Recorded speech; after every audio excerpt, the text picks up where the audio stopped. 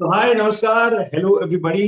मेरा नाम है RJ Rachit and welcome to one one news present star stuck with RJ Rachit. और जो आज हमारे साथ हमारे सबसे पहले गेस्ट हैं, तो उनको आपसे रूबरू करवाऊं। इससे पहले बताऊं कि भाई, सुना था अपनी परफॉर्मेंस से आग लगाती है मडोना।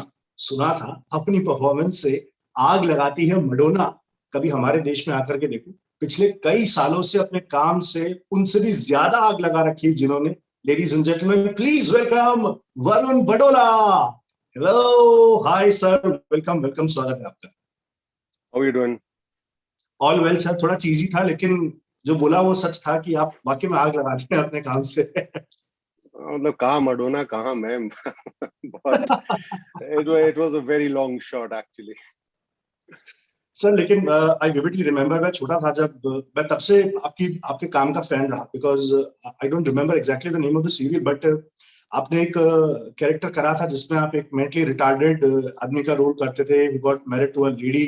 और फिर उनकी लाइफ, मैं काफी छोटा था बट आई कुड अंडरस्टैंड कि भाई साहब क्या कमाल आपने रोल करा। And hats off to you sir, since then huge fan of yours. That was कोशिश एक आशा। एग्जैक्टली। 2000 में वो सीरियल शुरू हुआ था। 21 साल पुराना। या 21 साल पुराना। Sir, लेकिन I mean those were the days of your initial days of your career as well. और शुरुआती करियर के दौरान इस तरह का इतना चैलेंजिंग रोल मिल जाना, सो आई मीन हाउ इजी और how difficult was that for you? Frankly speaking, मैं पहली चॉइस नहीं था उस शो के लिए। अच्छा। मुझे ऐसा बताया गया कि बहुत सारे लोगों ने ऑडिशन दिया उसके लिए, बहुत सारे लोगों को जो है बालाजी वालों ने ट्राई किया था। और मैं तो शो में घुसा था शूटिंग शुरू होने के 2 दिन पहले। और ओह। अनुराग बासु डायरेक्टर थे, और हम दोनों ने बैठकर एक दूसरे को जो है एक कमरे में हमें बंद कर दिया गया कि तुम लोग डिस्कस कर लो। हम दोनों ने एक दूसरे को गलत गलत रेफरेंसेस दिए। 1 घंटा बैठ के, और 2 दिन के बाद हम लोग जो है सेट पे पहुंच गए। तो जो रीजन था उसको करने का वो ये था बिकॉज कई लोगों का तो मुझे पर्सनली मालूम था that they had decline to do that show. मेरे लिए जो है मेरी परेशानी ये रही है कि if I do not have a challenge then I get bored. So बहुत जरूरी था कि वो कैरेक्टर मैं करूं बिकॉज मना करना बड़ा आसान काम होता है, लेकिन कभी कभी जब आप किसी चीज से भागते हैं ना, तो बाकी दुनिया को पता हो या ना हो, पर आपको पता होता है कि आप भाग गए। True. So that was the main reason why I said yes to that character, and yeah, it worked. वाह, वाह, what a thought, what a thought. लेकिन सर, जैसे आपने बताया कि बहुत कम टाइम मिला, 1-2 दिन पहले ही शूट के आप पहुंचे थे सेट पर। सो इंस्पिरेशन आपने कैरेक्टर की जो कहाँ से डेवलप करी? क्या इंस्पिरेशन थी आपकी इस कैरेक्टर के लिए? Actually, so मेरी बुआ के जो एक लड़के थे, he was also of the same kind. He was special. तो बहुत सारे मैनरिज्म्स वहां से उठाए मैंने, और उनके बोलने का तरीका, वो फिजिटी नेचर उनका जो था वो वहां से उठाया। एंड हाँ, ये है कि क्योंकि बचपन में बहुत वक्त मैंने अपने भाई के साथ बिताया था, जो कि उम्र में बहुत ज्यादा बड़े थे मुझसे, मतलब, और इसलिए जो है वो बहुत विविड मेमोरीज थी उनके साथ उस वक्त की। So I was able to pull that off. But या वो जीतू भाई जो है, he was probably the reason why I could pull it off. So sir, starting में अगर मैं बात करूं, so when you came to industry, जब आप खुद एक एक्टिंग करना चाहते थे, so what was your first thought कि आप फिल्मों में जाकर के हीरो बनना है, या फिर काम करने से मतलब था, चाहे बड़ा पर्दा हो छोटा पर्दा हो, फर्क नहीं पड़ना था? सो हम लोग एक्चुअली उस माइंडसेट में पले बड़े थे जहां पर कि हीरो सिर्फ अमिताभ बच्चन बनते थे। और उसके ऊपर से क्योंकि पिताजी खुद जो है दिल्ली थिएटर के बहुत नामचीन हस्ती थे, तो जी बिल्कुल। आपका एक माइंडसेट वैसा ही तैयार हो जाता है, कि आपको परफॉर्मेंस में ज्यादा इंटरेस्ट होता है। आप लेकिन मुझे जो है क्योंकि एक्टिंग करने का शौक था, तो मुझे सबसे पहले एक्टिंग करनी थी। एंड फ्रैंकली मैंने तो शुरुआत एक्टिंग से की भी नहीं, मैंने सबसे पहले शुरुआत की थी डायरेक्शन से। And I was an assistant director to Tigmanshu Dhulia for good 5 years। और उसके बाद फिर उनका मैं एडिशनल डायलॉग राइटर भी था। और वो सारे के सारे काम करने के बाद फिर मैंने एक्टिंग शुरू की। तो मतलब आप के साथ, मतलब जिस तरीके के लोग जुड़े होते हैं, जिस तरह के लोगों के साथ आप जुड़े होते हैं, आपका माइंडसेट वैसा ही होता चला जाता है। तो बंबई आने के बाद मतलब एक तो अपने पिताजी का सानिध्य जो इतने साल तक जो मुझे मिला था वो, और उसके बाद बंबई आया तो यहाँ पे भी मेरा ग्रुप ही जो है वो अपने उम्र के मेरे दोस्त थे ही नहीं, क्योंकि वो एक्टरों के साथ बैठना और ये सब कुछ करना वो मैंने कभी किया नहीं शुरुआत से। तो जो ग्रुप था वो, क्योंकि आप असिस्टेंट डायरेक्टर हैं तो आपका 24 घंटे का साथ है, तो आप तिग्मांशु धूलिया के घर पे बैठ के या तो स्क्रिप्ट पे काम कर रहे हैं या फिर प्री प्रोडक्शन का काम कर रहे हैं। और हर शाम को जो है अपना शूट खत्म करके एक सज्जन वहां पर आते हैं जिसके साथ आप फिर क्रिकेट खेलते हैं, फिर दिन भर की बातें करते हैं।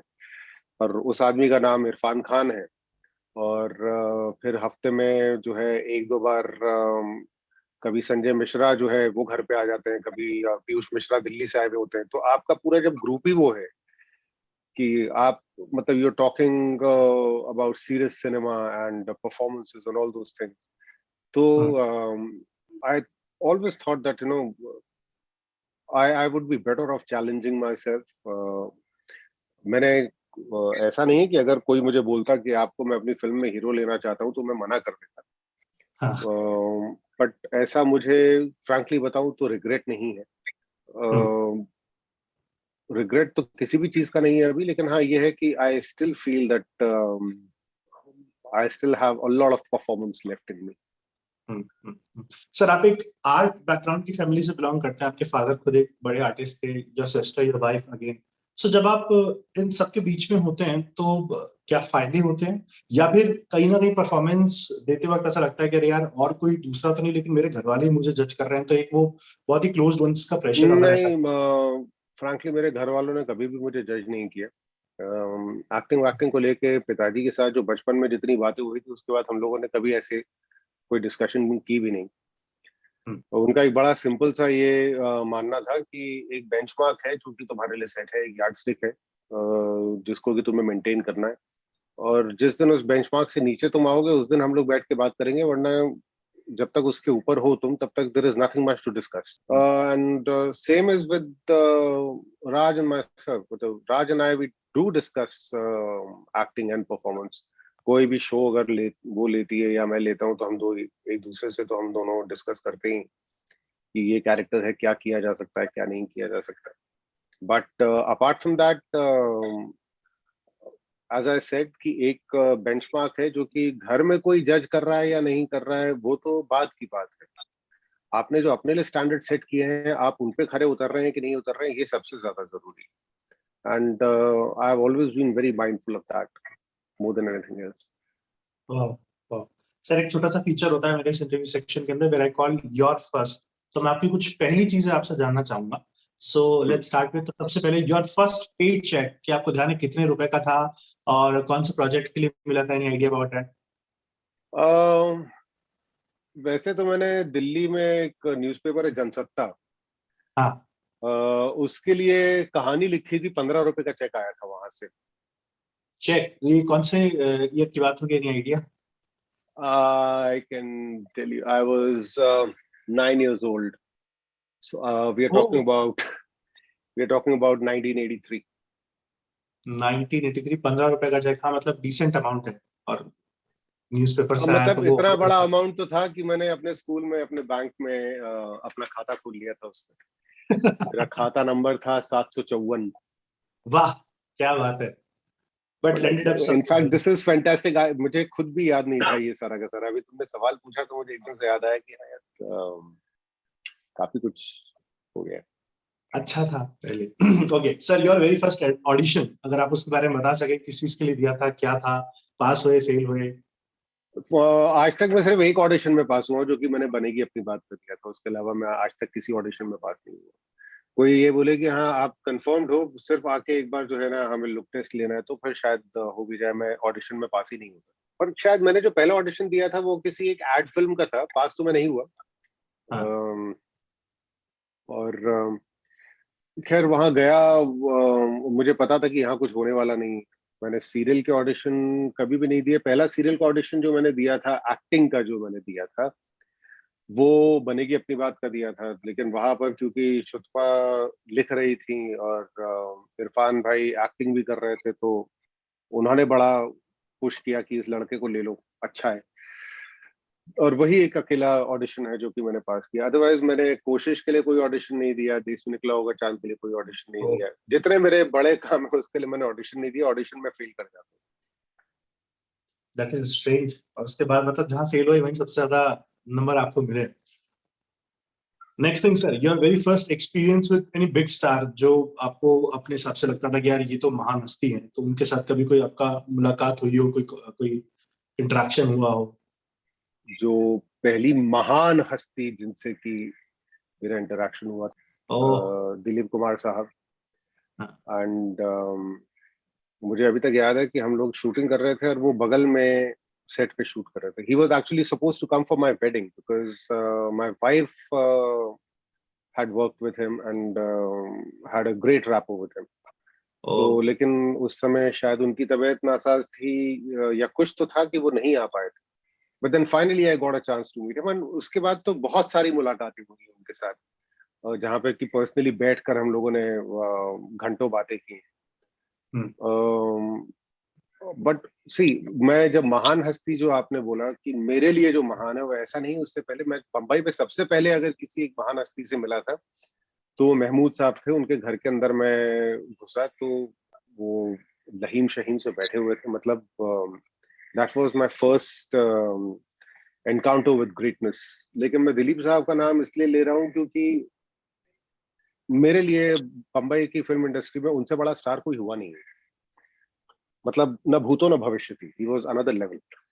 आप इंसान की बात करें, आप इंटेलेक्ट की बात करें, मतलब क्या बात थी। उनके साथ बात करना अपने आप में बड़ा कमाल एक्सपीरियंस था। मुझे याद है मैं कमरे के अंदर घुसा और वो अपनी आराम कुर्सी पे लेटे हुए थे और मैं सिर्फ देखता रहा उनको। 1 डेढ़ मिनट जो है वो बाकी और लोग थे उनसे बात कर रहे थे और मैं सिर्फ देखता रहा। मेरी हिम्मत नहीं हुई कि वो जो ऑरा उस समय भी उनके आसपास था, मैं उसके अंदर घुस सकूं। हम्म। और फिर उन्होंने मुझे बुलाया, बड़े इत्मीनान से बैठाया वहां पर, बातें शुरू की इधर उधर की। पहली मीटिंग में दिलीप साहब के सामने बैठकर मेरे मुंह से शब्द नहीं निकल रहे थे, ये मैं आपको बताऊं। हाँ। मतलब उन्होंने जितने सवाल पूछे, मैं हाँ ना के आगे अगर 4-5 शब्द बोल दिए तो बोल दिए। मेरी हिम्मत नहीं हो रही थी कि मैं कुछ बोल सकूं। It was only in the second and the third meeting की फिर मैंने उनके साथ बात करनी शुरू की। Then he would crack a joke and I would crack a joke. तो तब थोड़ा खुला। पहली मीटिंग में तो बाप रे बाप, मतलब उफ, उस आदमी का कद देखकर जो है, मतलब मेरी हालत खराब हो गई थी। That was the day I realised that what it really means to be in front of greatness, absolute greatness. Right, right, right. All right, your very first date with your wife, quite personal. Do you even हाँ यार, remember? Yes. First date मुझे याद है, हम लोग एक नाटक देखने पृथ्वी पे गए थे। उसको डेट ही कहूंगा मैं क्योंकि हमारे जेब में बाद में हमें रियलाइज हुआ कि बड़े लिमिटेड से पैसे हैं। लेकिन हाँ, हम हॉलिडे इन जाकर और हम लोगों ने डिनर किया। हाँ, एंड अभी भी वो सैम्पान करके रेस्टोरेंट है वहां पे, इट्स स्टिल देयर। और हमने देख देख के चीजें मंगाई कि देख इतने पैसे हैं तो ये और ये, इसमें टैक्स मिला के ये हो जाएगा। बहुत ही और हम लोगों ने कैलकुलेटेड। डिनर किया था साथ में। सो वाह। मतलब it was just one of the days की नाटक देखने गए थे। ये थोड़ा पता था कि उसके बाद डिनर भी करेंगे। और तब वैसा समय था कि मेरे पास क्रेडिट कार्ड भी नहीं होता था। I was never bothered about it. Hmm. So yeah, that was the first time. It was just a few months before we got married actually. तो ऐसा नहीं कि ओह। पैसे थे नहीं, ऐसा था कि पैसे कैरी नहीं कर रहा था। कि मतलब नाटक देखने जा रहे हैं, ठीक है, वहां पे हाँ, ठीक। मतलब बहुत हुआ तो आयरिश कॉफी पी लेंगे, उतने पैसे तो है ही। बाद में प्लान हम्म। चेंज हो गया। हम्म। हम्म। सर, कहीं ना कहीं ये एक आजकल बातचीत जो है गलियारों में चल रही है कि टीवी जो है वो खत्म होता जा रहा है, क्योंकि ओटीटी प्लेटफॉर्म्स बहुत डोमिनेट कर रहे हैं। सिनेमा पर भी कहीं ना कहीं इसका इम्पैक्ट होने वाला है या हो रहा है। How do you see TV, क्या सही में खत्म होता जा रहा है, रिवैम्प होगा? I mean what's your take being a veteran? Frankly अगर रिवैम्प होना था तो इस 1.5 साल में रिवैम्प ये लोग कर सकते थे। They had a golden opportunity कि जब लॉकडाउन हुआ था तो टेलीविजन सबसे पहले पांव पे खड़ा हुआ। ओटीटी प्लेटफॉर्म्स में ऐसे बहुत सारे शोज थे जो कि बन रहे थे, कई लोग तैयार भी नहीं थे इस चीज के लिए और हाँ एकदम से लॉकडाउन आ गया। हाँ हाँ हाँ।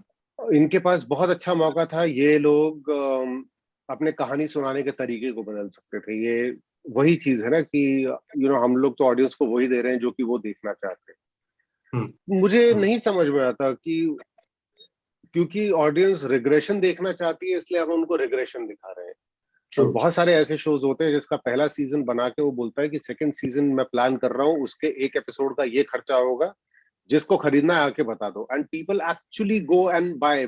जब सब हाँ कुछ बंद था, आप अपनी कहानियों का स्तर बेहतर कर सकते थे, आप अपनी परफॉर्मेंस का स्तर बेहतर बेहतर कर सकते थे, क्योंकि अब हम्म, तो now it's a level playing field, right? हाँ आप ओटीटी अपने फोन पे देख सकते हैं, आप टीवी अपने फोन पे देख सकते हैं, फिल्म का राइट आपके पास अब कोई जरिया नहीं रहेगी। राइट तो राइट। आप जो है कम से कम ओटीटी से compete करने की कोशिश करते हैं, अपनी क्वालिटी को जो है उसके बराबर लेकर आते हैं। मैं समझ सकता हूँ कि ओटीटी में आपको बहुत सारी ऐसी जो है छूट मिल जाती है जो कि टेलीविजन पे नहीं मिलेगी, बट दैट्स ऑल राइट। जरूरी हाँ नहीं है कि आप गालियां देंगे तो ही जो है लोग ओटीटी पे आपका शो देखेंगे। आप साफ सुथरा शो बनाइए, आप अच्छी कहानी तो कहिए। इनके पास हम्म। मौका था क्योंकि इन्होंने बनाया नहीं, वरना एक्चुअली ये लोग अगर ओटीटी के आसपास पहुंचने की कोशिश करते तो ये सबसे बड़ा फायदा था। So thank you so very much, sir. It was very wonderful and very interacting with you. बहुत ही कुछ जो है, कई सारी चीजें आपने ऐसी जो बताई वो आई ओपनर थी, और बहुत ही एक हेल्दी डिस्कशन आपके साथ रहा। Thank you so much for coming on the platform. Thanks a lot sir. Have a great day. Bye bye. Thank you. Thanks a lot. Bye bye.